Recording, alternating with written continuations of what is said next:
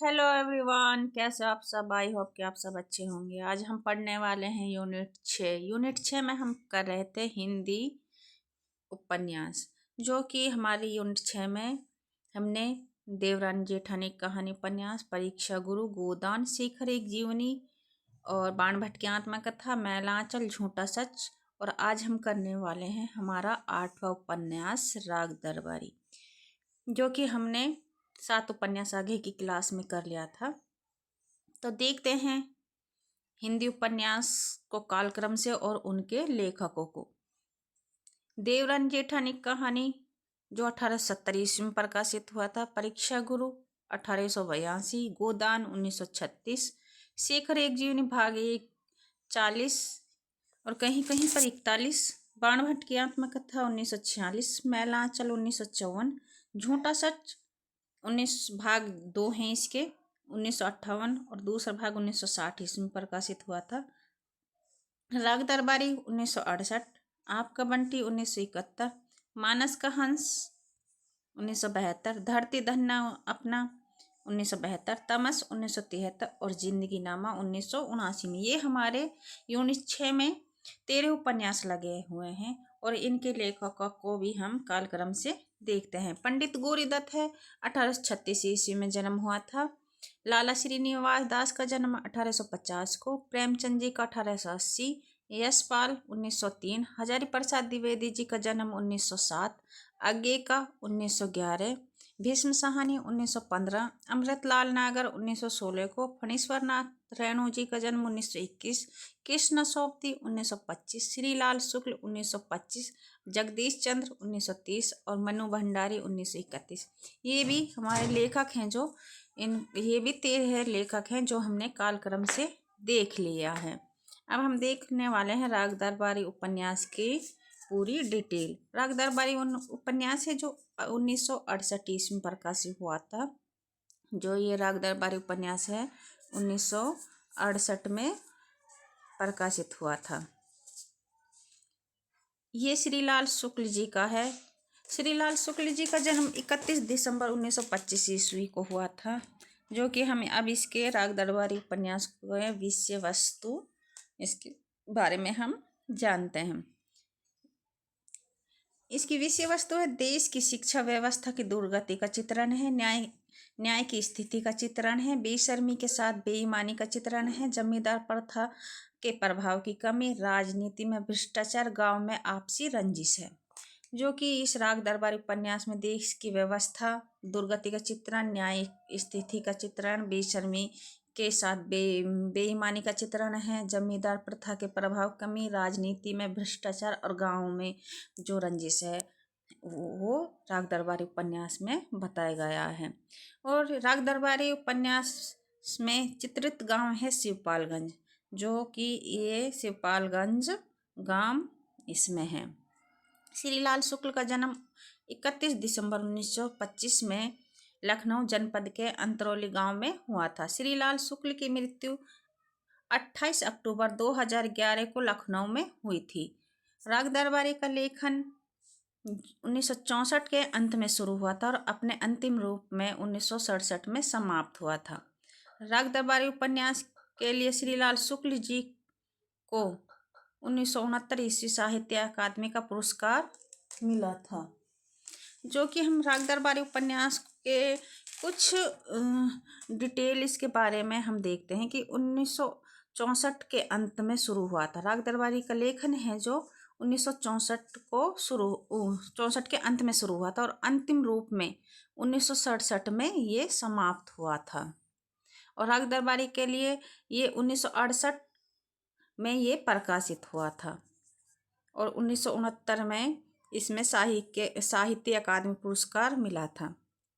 जो कि 64, 67, 68 और 69 ये हमारे चार डेट फिक्स करनी है कि 1964 को, 1967, 1969 और 1968 में क्या क्या है।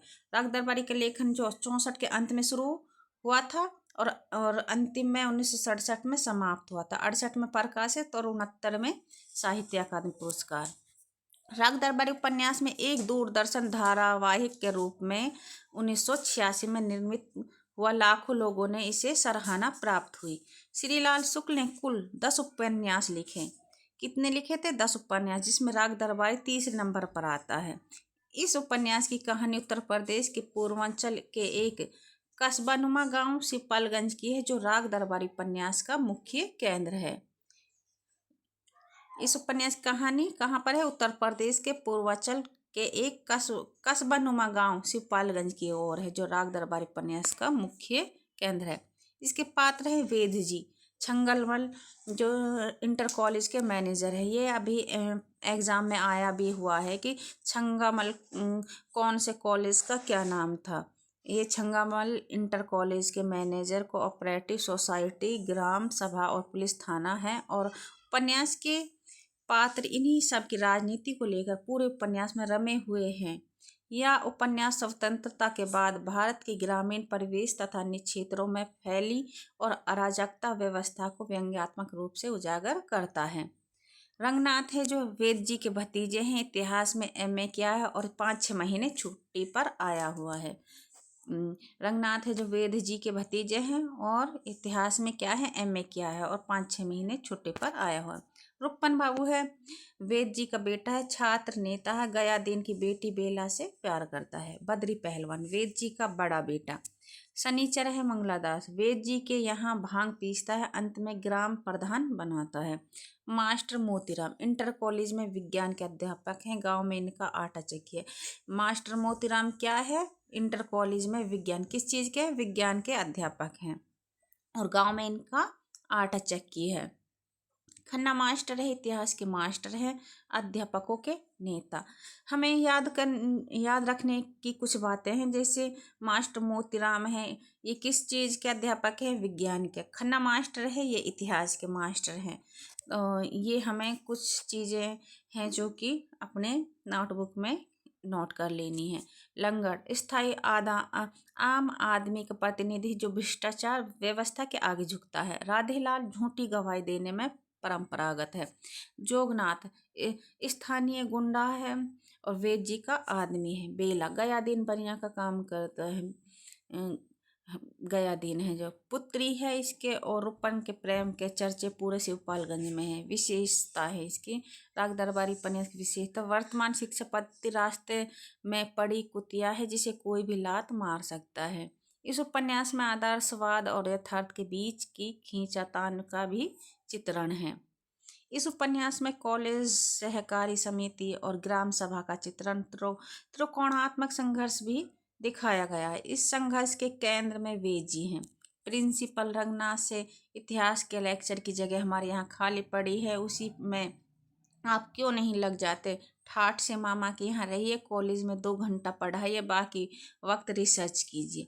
मैं तो तुम्हें अपने घर का सदस्य मानकर रख रहा हूँ, आखिर कहीं ना कहीं नौकरी तो करोगे ही। जब रंगनाथ मना कर देता है तो प्रिंसिपल कहते हैं, रंगनाथ तुम्हारे विचार बहुत ऊंचे हैं, पर कुल मिलाकर यही साबित होता है कि तुम गधे हो। इस उपन्यास में शिवपालगंज गांव की जिंदगी का दस्तावेज, जो स्वतंत्रता प्राप्ति के बाद ग्राम विकास और गरीबी हटाओ के आकर्षक नारों के बावजूद घिसट रही है। राग दरबारी उपन्यास, जो कि हमने कुछ विशेषताएं हैं उसके बारे में देख लिया है। राग दरबारी के बारे में हम पूरी डिटेल जानने वाले हैं। श्रीलाल शुक्ल कृत राग दरबारी हिंदी साहित्य के अमर उपन्यासों में से एक है, जो 1968 ईस्वी में प्रकाशित हुआ। यह उपन्यास पूर्णतः व्यंग्य शैली में लिखा गया है, जिसमें हास्य का पुट बिकेर बारगी नजर आता है। यह उपन्यास स्वतंत्र भारत की ईमानदारी, नैतिकता, न्याय और शिक्षा व्यवस्था की खुलेआम धज्जियां उड़ाता है। इस उपन्यास के लिए श्रीलाल शुक्ल को प्रकाशन के अगले वर्ष ही 1969 ईस्वी में साहित्य अकादमी पुरस्कार से पुरस्कृत किया गया है। यह रचना आज भी प्रासंगिक बनी हुई है। राग दरबारी 35 अंशों में विभक्त रिपोर्टाज शैली में रचित उपन्यास है। कितने में है? 35 अंशों में विभक्त है, रिपोर्टाज शैली में है। राग दरबारी हिंदी का महत्वपूर्ण उपन्यास है, जो पूर्णतः व्यंग्य शैली में लिखा गया है। सॉरी फ्रेंड, राग दरबारी हिंदी का महत्वपूर्ण उपन्यास है, जो पूर्णतः व्यंग्य शैली में है। लेखक शिवपालगंज नामक गांव के माध्यम से स्वतंत्र भारत की शासन व्यवस्था, न्याय व्यवस्था, शिक्षा व्यवस्था आदि की पोल खोल कर रख देता है। व्यंग शैली में होने के कारण हंसी मजाक और रोना दोनों का अनुभव एक साथ होता है। यहाँ धारदार व्यंग मनोरंजन के साथ साथ पाठक को आत्मनिरीक्षण का भी अवसर बेखूबी प्रदान करता है। भारतीय शासन व्यवस्था एवं व्यक्ति में व्याप्त धोखाधड़ी, भ्रष्टाचार, वंशवाद, जातिवाद इत्यादि को कुछ इस तरह उभारा गया है कि पाठक उनकी तह तक पहुंचता है। ये हमने राग दरबारी उपन्यास के बारे में कुछ डिटेल पढ़ी। अब इसके मुख्य पात्र वेद जी हैं। यह गांव के केंद्रीय सत्ता के प्रतीक है, जो गांव की राजनीति के मास्टरमाइंड हैं। कौन है? वेद जी। बद्री पहलवान है, वेद जी के बड़े बेटे हैं। शरीर को सुसंगठित बनाने का अभ्यास करने में व्यस्त तथा अपने आश्रय में रहने वालों की देखभाल करते हैं। रुक्मन है, वेद जी के छोटे बेटे हैं और कई वर्षों से 10वीं कक्षा के छात्र थे और छात्र नेता भी थे।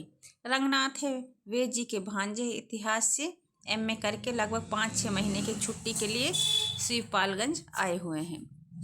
छोटे पहलवान बद्री पहलवान के शिष्य, गांव की राजनीति में सक्रियता रखने वाले, अपने पिता से बदतमीजी करने वाले। प्रिंसिपल साहब छंगामल इंटर कॉलेज के प्राचार्य, कॉलेज की साजिशों में महत्वपूर्ण स्थान। खन्ना मास्टर है, छंगामल इंटर कॉलेज में इतिहास के अध्यापक हैं। मास्टर मोतीराम छंगामल इंटर कॉलेज में अध्यापक, साथ ही आटा चक्की का काम करने वाले हैं। जोगनाथ है, स्थानीय गुंडा है, हमेशा नशे में रहने वाला है। शनिचर, असली नाम मंगलदास है, वेदनाथ जी का नौकर है। उपन्यास के अंत में प्रधान बनाया जाता है। लंगड़, भ्रष्टाचार व्यवस्था का शिकार। बेला गया दिन की कुंवारी लड़की है, जो कुंवारी रहकर वैवाहिक जीवन का आनंद लेती है। रामधीन, रामाधीन है, जो भीकम खेड़वी अफीम का कारोबार करता है, वेद जी का विरोधी है। इसके गौण पात्र है कालिका, गौण पात्र है कालिका है, प्रसाद, कालिका प्रसाद है, कुशहर प्रसाद है, गयादीन है, पंडित राधेलाल है, शत्रुघ्न है, सिंह है, रूपुदम है, सर्वदमन सिंह और डॉक्टर बलराम सिंह है। इसकी विशेषताएं हैं कस्बाई जीवन की व्यंग्यपूर्ण अभिव्यक्ति एवं ग्रामीण करुणाई जीवन की आलोचना। राग दरबारी में भाषा प्रयोग के विविध रूप दिखाई देते हैं।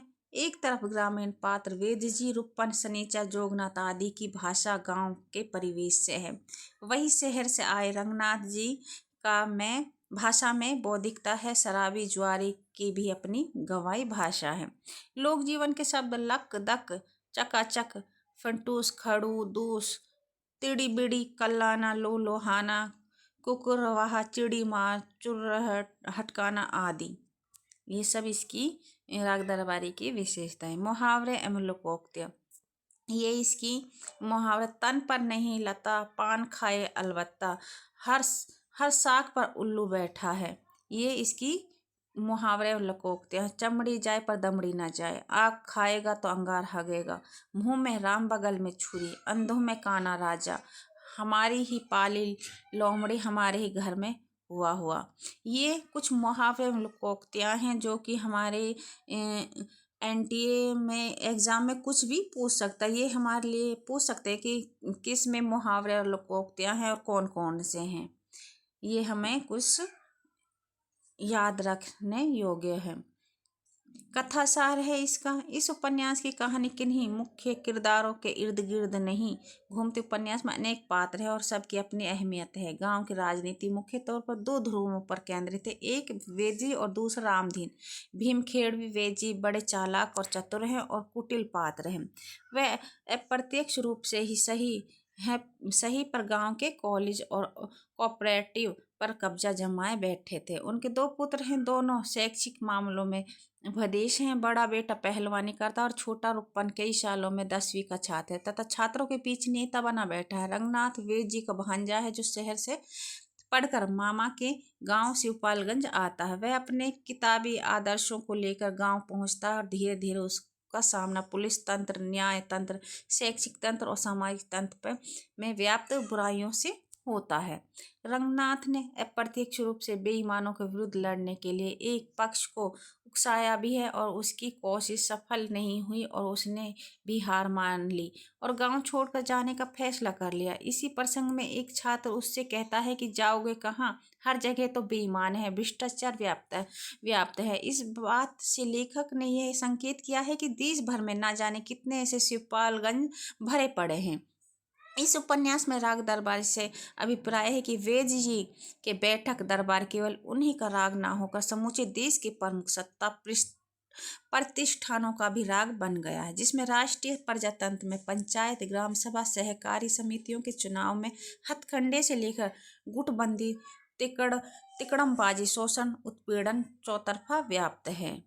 ये हमारे इसके शिवपालगंज की राग दरबारी जो शिवपालगंज गांव की कुछ महत्वपूर्ण विशेषताएं हैं। इसके प्रमुख उदाहरण हैं, वहीं एक ट्रक खड़ा था, उसे देखते ही यकीन हो जाता था कि उसका जन्म केवल सड़कों के साथ बलात्कार करने के लिए हुआ है। जैसे कि सत्य के होते इसके ट्रक के भी कई पहलू थे। ड्राइवर ने मुस्कुराकर वह प्रशंसा पत्र ग्रहण किया है। रंगनाथ ने अपनी बात साफ करने की कोशिश की, कहा उसे चाहे जितनी बार टॉप गियर में डालो, 2 गज चलते ही फिसल जाती है और लौटकर अपने ही खांचे में आ जाती है। कहा तो घास खोद रहा हूँ, इसी को अंग्रेजी में रिसर्च कहते हैं। पर साल MA किया था, इस साल से रिसर्च शुरू की है। रंगनाथ ड्राइवर से, वर्तमान शिक्षा पद्धति रास्ते में पड़ी हुई कुतिया है, जिसे कोई भी लात मार सकता है। ड्राइवर भी उस पर रास्ता चलते चलते एक जुमला मारकर चपरासी के साथ ट्रैक की ओर चल दिया। इतना काम है कि अपराधों की जांच नहीं हो पाती, मुकदमा का चालन नहीं हो पाता, अदालतों में गवाही नहीं हो पाती। इतना काम है कि सारा काम ठप पड़ा है। ये कुछ हमारे राग दरबारी उपन्यास के प्रमुख उदाहरण हैं। इतना काम ये हमने देख लिए हैं। बाद में पता चला कि वह अकेला आदमी ही 20 गांवों की सुरक्षा के लिए तैनात है और जिस हालात में है, जहाँ है वहाँ से उसी हालात में वह 20 गांवों में अपराध रोक सकता है। अपराध हो गया तो उसका पता लगा सकता है और अपराध ना हुआ तो उसे करा सकता है। देश में इंजीनियरों और डॉक्टरों की कमी है। कारण यह है कि इस देश के निवासी परंपरा से कवि चीज़ों को समझने के पहले उस पर मुग्ध होकर कविता कहते हैं।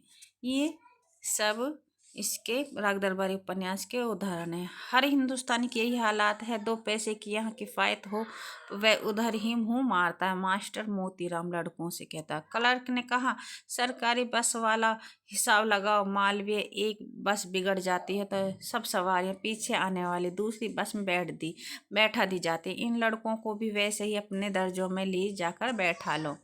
इस देश में जाति प्रथा को खत्म करने की यही एक सीधी सी तरकीब है।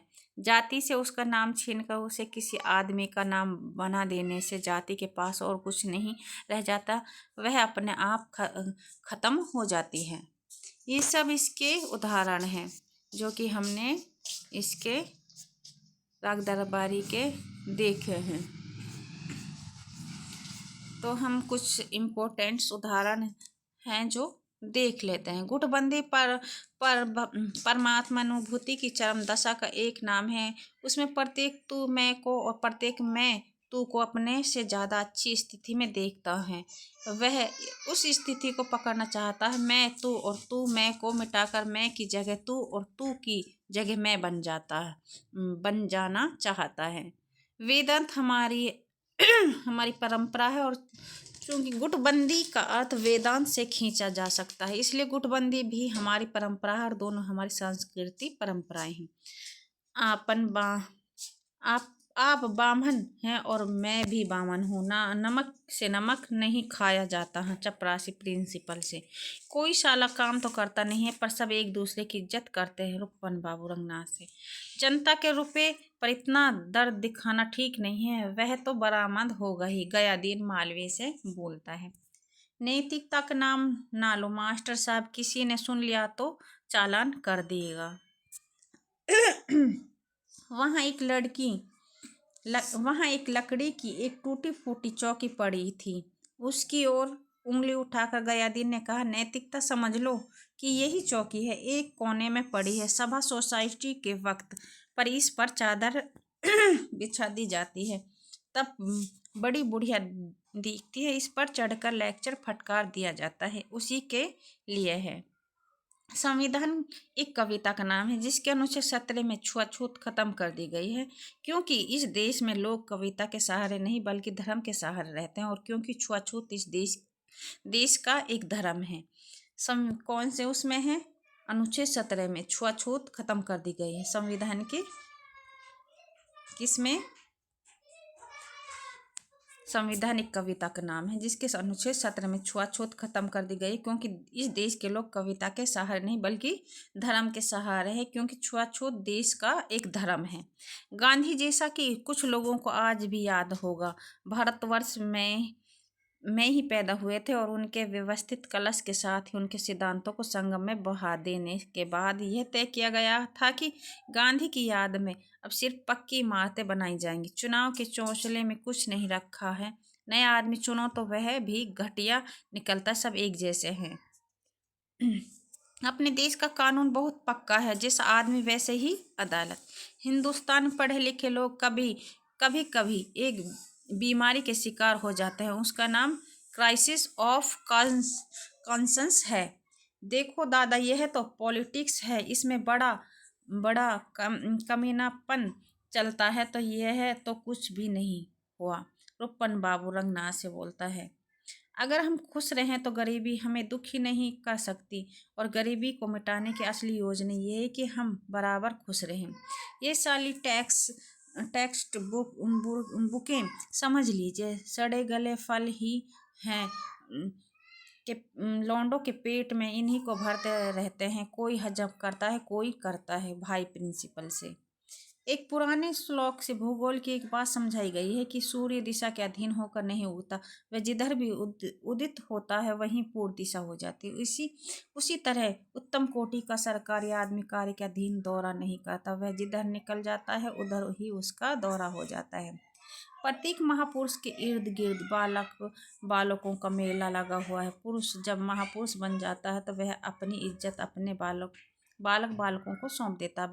बालक उसको इज्जत खींचना शुरू करते हैं। जब वे जी वोट की भीख मांग रहे हैं तो मना कौन कर सकता है? हमें कौन वोट का अचार डालना है, ले जाए, वे वेद जी हैं। इक्का वाला बोलता है सनीचर से। शिवपालगंज में सभी जानते हैं कि गांव सभा और उसके प्रधान का अमीर होना एक ही बात है। प्रधान का पद बड़ा ही है लाभदायक और गुणकारी था। यह कॉलेज प्राय किसी स्थानीय जननायक की प्रेरणा से शिक्षा प्रचार के लिए, वास्तव में उसके लिए विधानसभा या लोकसभा के चुनाव की जमीन तैयार करने के उद्देश्य से खोले जाते हैं, और उसका मुख्य कार्य कुछ मास्टर और सरकारी अनुदानों का शोषण करना था। ये हमारे प्रमुख उदाहरण हैं, जो कि हमने कुछ इम्पोर्टेंट्स उदाहरण देखे हैं। वास्तव में सच्चे हिंदुस्तानी की यही परिभाषा कि इंसान जो कहीं भी पान खाने के इंतजाम कर ले और कहीं भी पेशाब करने की जगह ढूंढ ले। इस बार उस नौजवान ने देश के औसत नौजवान की तरह, जो प्रेम अपने साथ पढ़ने वाली लड़कियों से है और ब्याह अपने आप के द्वारा दहेज की सीढ़ी से उतार कर लाई गई लड़की से करता है। कहा, मैं कुछ नहीं जानता, पिताजी जैसा हुक्म देंगे करूँगा। नौजवान गया दिन से सोते को जगाया जा सकता है, पर कोई झूठ मूठ सोने के बहाने पड़ा हो तो उसे कैसे जगाया? वेद जी गया दिन से। हमारे न्याय शास्त्र की किताबों में लिखा है कि जहाँ जहाँ धुआं होता वहाँ वहाँ आग होती है। वहीं यह भी बढ़ा देना चाहिए कि जहाँ बस का अड्डा होता वहीं गंदगी होती है। देखो लंगड़, तुम्हारा कायदा कानून जानने से कुछ नहीं होता, जानने की बात तो सिर्फ एक ही तुम जनता हो, और जनता आसानी से नहीं जीतती। ये रंगनाथ जी का कथन है। सच्चाई किसी चिड़िया का